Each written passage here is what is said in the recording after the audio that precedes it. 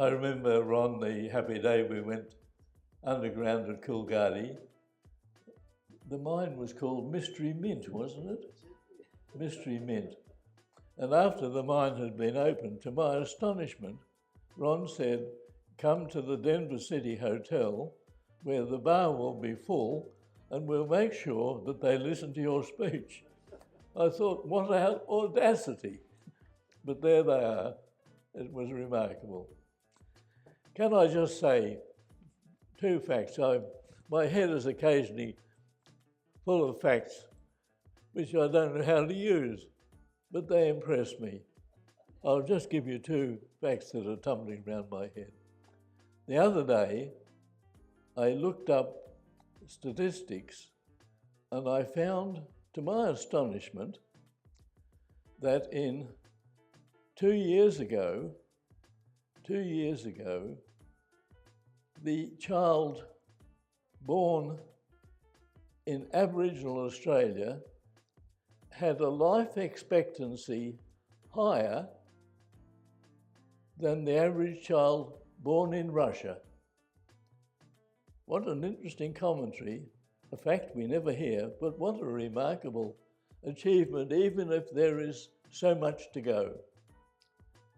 And the other fact I sometimes have in my head, while so many promises are being made as the election draws closer, somebody has to produce the wealth to make those promises worthwhile. And 2 years ago, once a week, I used to look up the imports of grain in China. There was a drought in northern China, and there was a lot of suffering. But China was a great importer of grain, and I looked up, and week after week, the greatest seller of grain to China, far ahead of Ukraine and all other grain producers, was Australia. Month after month, it went on. And it's a remarkable achievement, isn't it? This country, which could feed barely 1 million people at one time, probably feeds in a good year about 100 million people in the world, 27 million in Australia, and the rest outside Australia. What a remarkable achievement. And I think at the moment, Western Australia is the head, am I right, of grain output in a typical year. We were having a discussion at the boardroom for 10 or so minutes before we came into this hall. Could I just carry on the discussion? A question I'm often asked. I wrote in 1973 a book, The Causes of War, and I've always been interested in the causes of war, and I'm now updating it.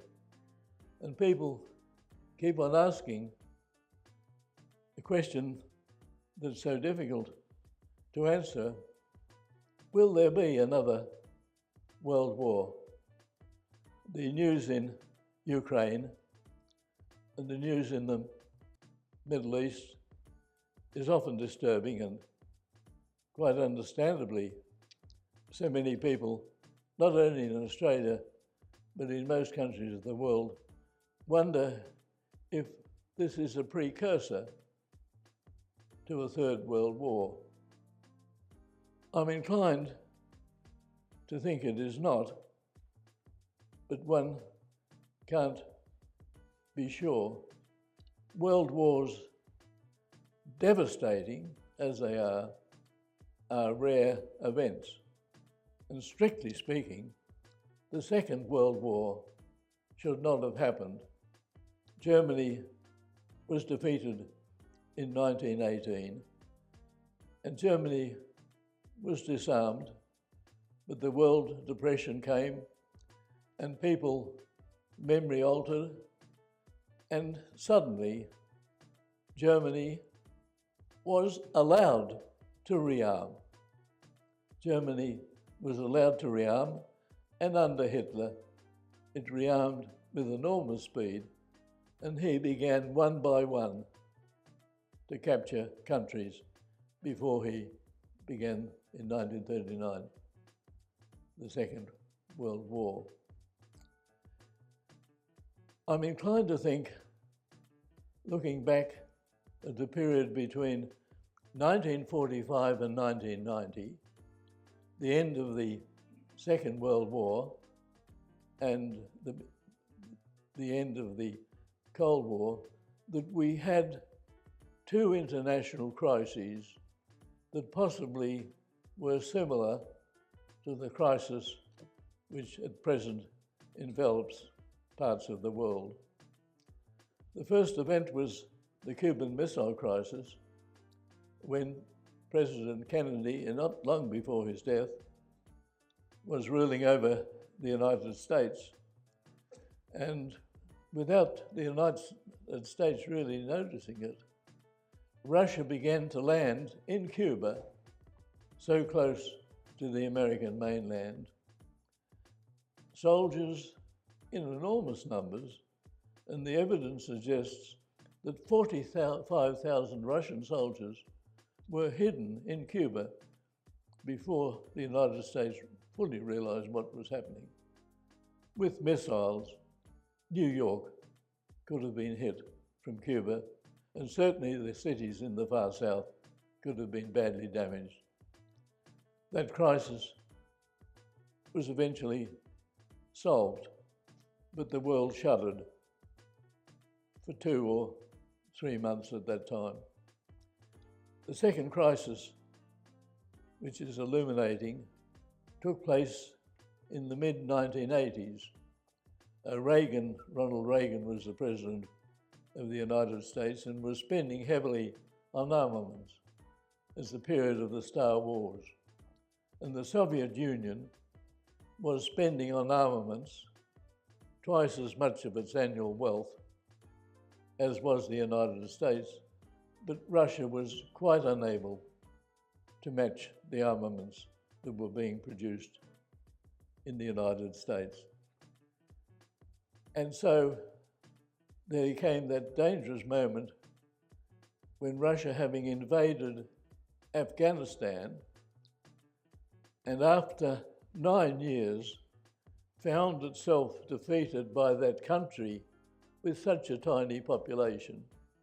And there was a great fear that Afghanistan might, as a last resort, use atomic weapons or hydrogen bombs.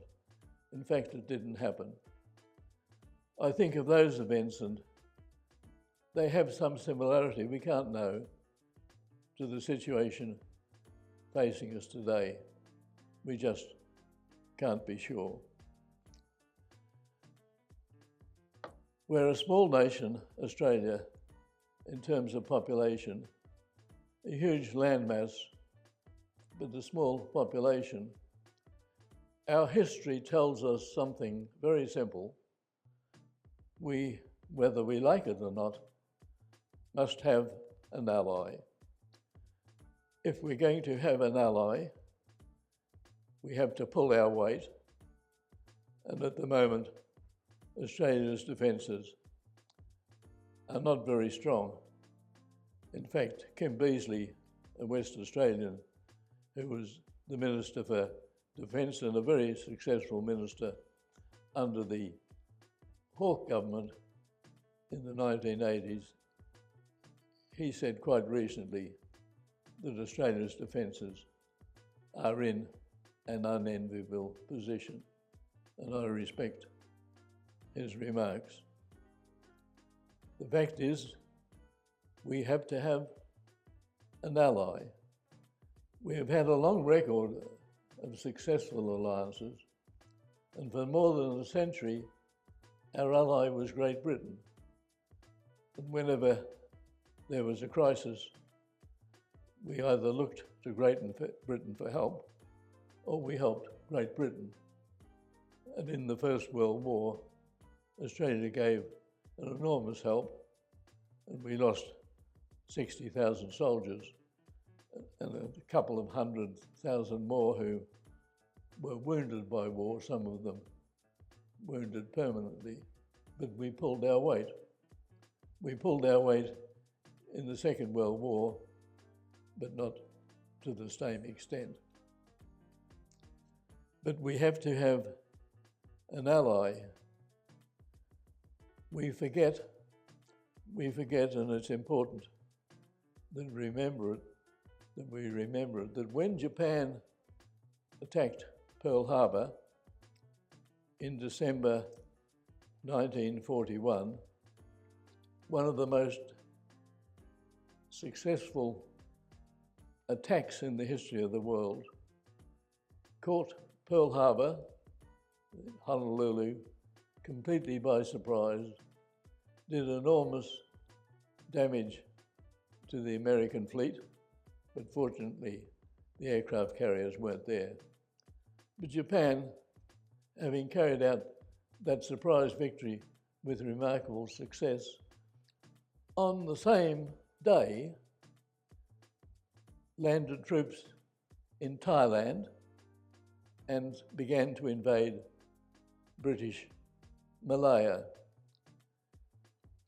Britain thought that what Japan did was impossible, but a few weeks before Japan made the attack, Winston Churchill was persuaded that he must send 2 large warships to Singapore, the main British naval base in that area, and to defend it if necessary. There was great excitement in Singapore when the Prince of Wales and the Repulse arrived, but they'd only been there a few days when Japan attacked Pearl Harbor and invaded Malaysia. And the Prince of Wales and the Repulse went north to investigate. But by then, Japan not only had command of the sea, but command of the air, and dive bombers flew overhead the Prince of Wales and the Repulse and sank them with great speed.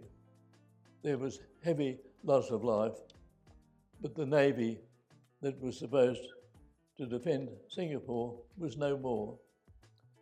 Australia then, remarkably, was building its own military aircraft.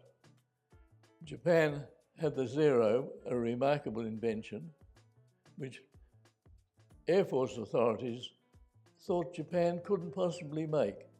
They thought Japan had no technical skills, but Japan had built these Zeros with great success.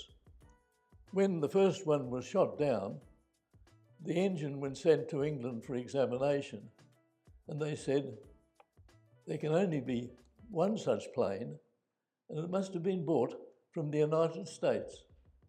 They didn't realize that the Zero was being made on a large scale in Japan and was superior to any British aeroplane in the West Pacific. It must have been terrible to be the Australian forces in that area. The Australians and the Indians and the British Army fought the Japanese in Malaya, but the Japanese moved south with lightning speed, and in no time they were on the point of crossing into Singapore. And Singapore fell on the 15th of February 1942. Churchill, who was then the Prime Minister of Great Britain and tremendously interested in military affairs, Churchill believed it was impossible for Pearl Harbor to fall, and he believed it was impossible for Singapore to fall. And there came this message to London that the armies in Singapore had surrendered, and Churchill was absolutely flabbergasted. And he sent a message to President Roosevelt, then our ally, saying, "I can't tell you how terrible this news is. It's the worst disaster in British military history. And the worst was to come. Japan sent its troops everywhere. In no time, they captured Hong Kong, defended by the Canadians. They invaded Burma, a great oil producer, and captured it in no time. They invaded the Dutch East Indies, another great oil producer, and occupied it. Even before Singapore fell, the Japanese had captured Rabaul near the equator in British-controlled New Guinea. It was a remarkable series of captures, and it shows how remarkable the Japanese did in 2.5 months, that 3 years later, most of these countries were still occupied by the Japanese. Hence, the atomic bomb had to be dropped to end the war. 4 days after the fall of Singapore, Darwin was bombed. It was our main fortified place on the whole northern coast of Australia, and in Darwin were more warships, Australian, American, than had ever assembled into northern Australian harbour. Darwin was bombed by aircraft coming from the same Japanese aircraft carriers which had done the great damage in Pearl Harbor. It was a great shock to Darwin, and Darwin, I think, was bombed another 60 times. I remember I was chairman of a government committee, and the committee went to Darwin for a celebratory event to celebrate what Darwin thought was the important day in its history. And they said that was the important day in their history, the day when we were bombed and completely taken by surprise. And on the platform, a man gave the address. He said, I was a young clergyman.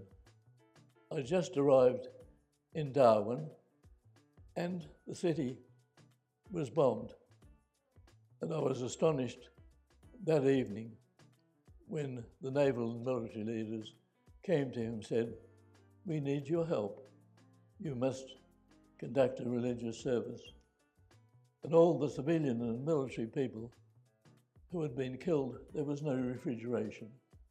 And they had to bury them in shallow water overnight so that the bodies would be preserved. And he said, I can never forget how humble I was, how shocked I was that I should be presiding over such an event. And so it went on and on. Remarkably, the war began to turn when the battle of the Coral Sea took place. A group of Japanese aircraft carriers came down from Rabaul, came to the east of New Guinea, and their plan was to land troops near Port Moresby, capture Torres Strait, and begin a powerful invasion of Port Moresby and the country behind. There took place the Battle of the Coral Sea. The ships on either side didn't see each other. The aeroplanes fought the whole battle. Japan really won, but they realized their victory wasn't big enough, and they retreated back to Rabaul. And then came that remarkable event north of the equator on Midway Island, I think in August 1942, when Japan, which then still had more aircraft carriers than any other country in the world, began to fight an American fleet. And remarkably, the Americans had found out the Japanese naval code. and they knew everything Japan was going to do with its fleet. And Japan was taken by surprise, and all but one of its aircraft carriers were sunk. The code, incidentally, was broken partly by Captain Nave, a Melbourne man who came and studied in Western Australia for some time and learned colloquial Japanese. He was prominent in breaking the Japanese codes. So we have to think of events like that. One of the sad things of our history is we sometimes get it completely wrong. Mr. Menzies was the Prime Minister of Australia, Liberal from 1939 to 1941. 2 months before Pearl Harbor, Mr. Curtin, a Western Australian by adoption, married here. Mr. Curtin became the Prime Minister, and Mr. Curtin, when it came Christmas Day, 1941, decided he would write an article, and he sent it to the Murdoch papers, the Melbourne Herald. They didn't quite realise how important it was. He said, "On behalf of Australia, I call on the United States to be our help rather than Britain in the crisis we face." We like to think, and we're often told, that Mr. Curtin's message was heeded. We invited the United States to defend us, and they came. It's not true. We didn't have that power. The Japanese, the United States had already arrived with their help before Mr. Curtin wrote that letter. On the 18th of December, I think 9 days before Mr. Curtin wrote that plea for help,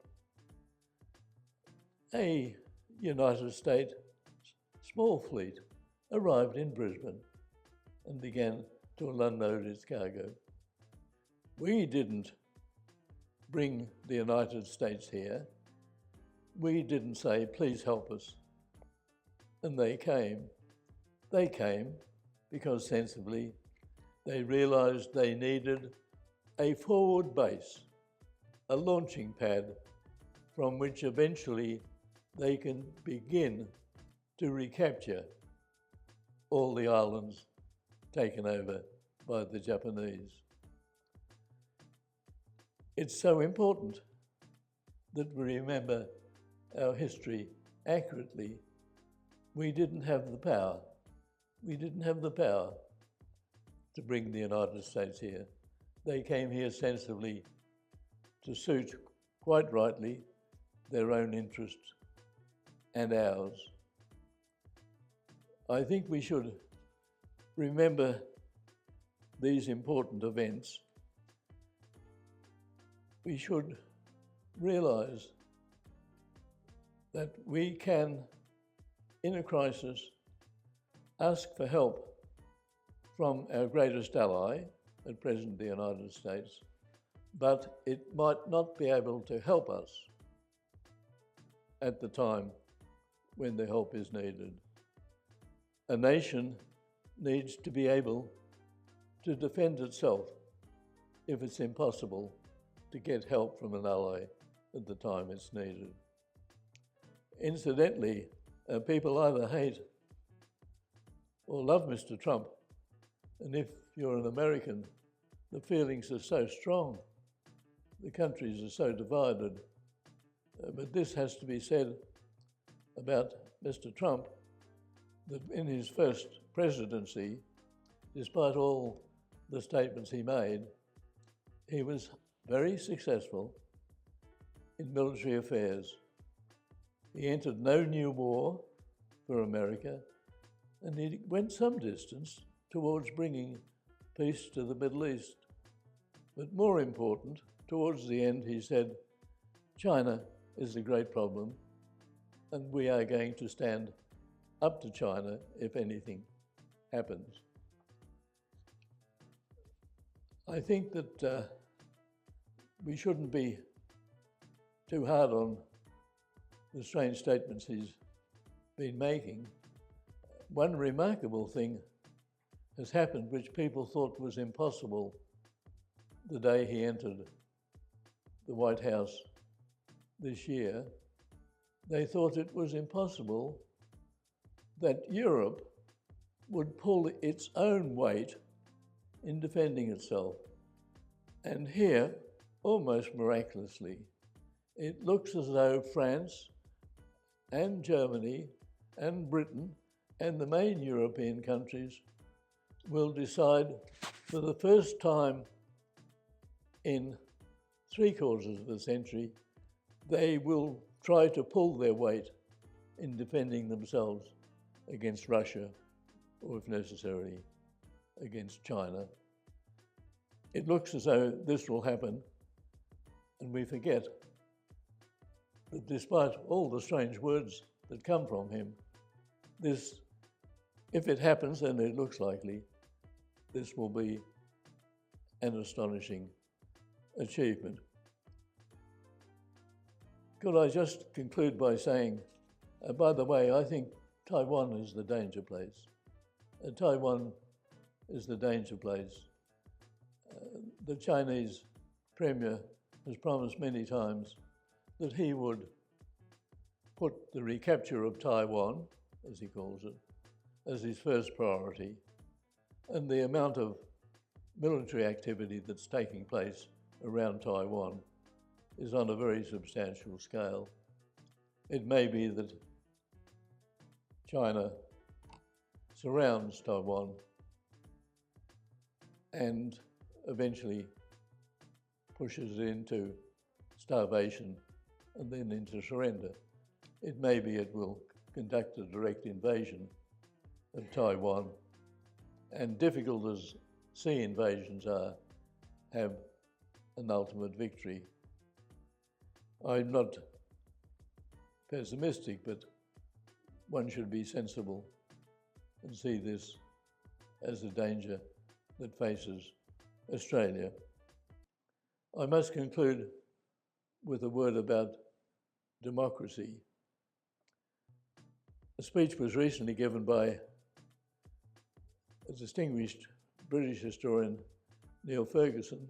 The speech was given to one of the Menzies Institutes in Melbourne. I didn't go, but it was reported in full. And he said that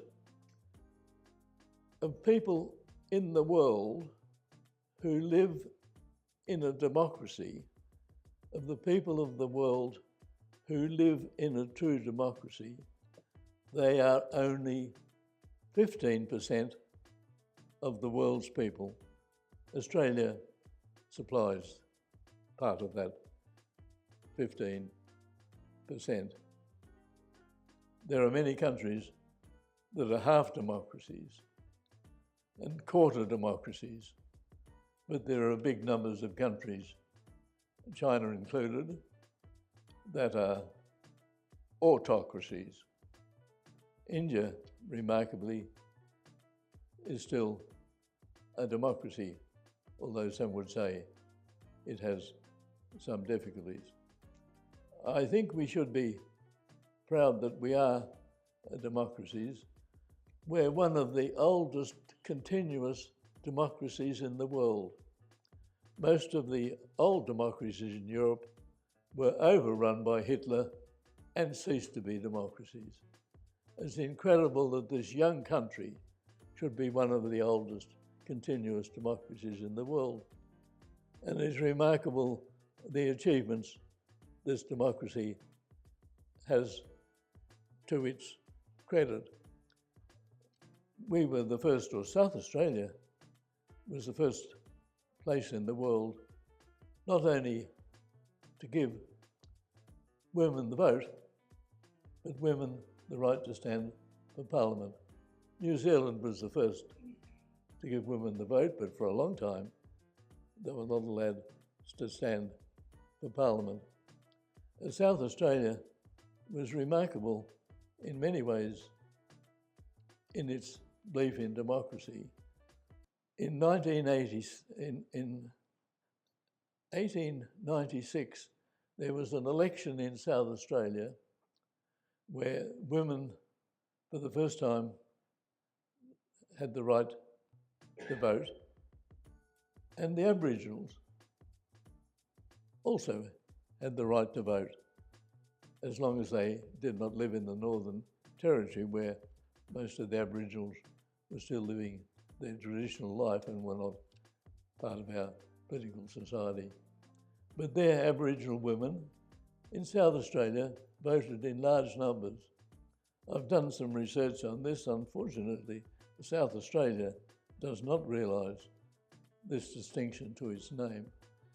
I've looked up the 9 biggest cities in the world in that year when the South Australian women and the Aboriginal women had the vote if they wished it, and I can find no big city in the world at that time that gave women the vote.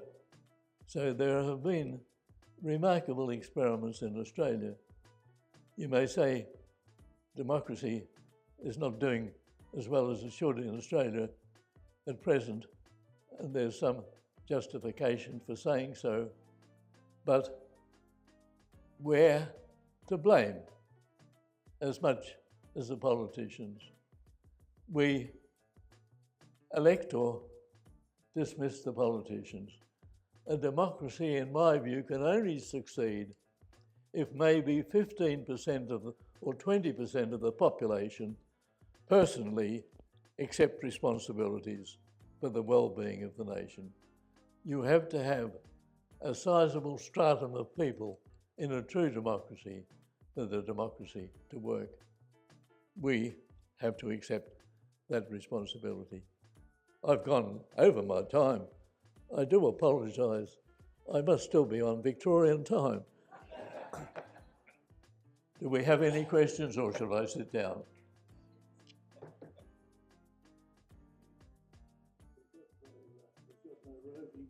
No, we've got no roving. Thank you very much.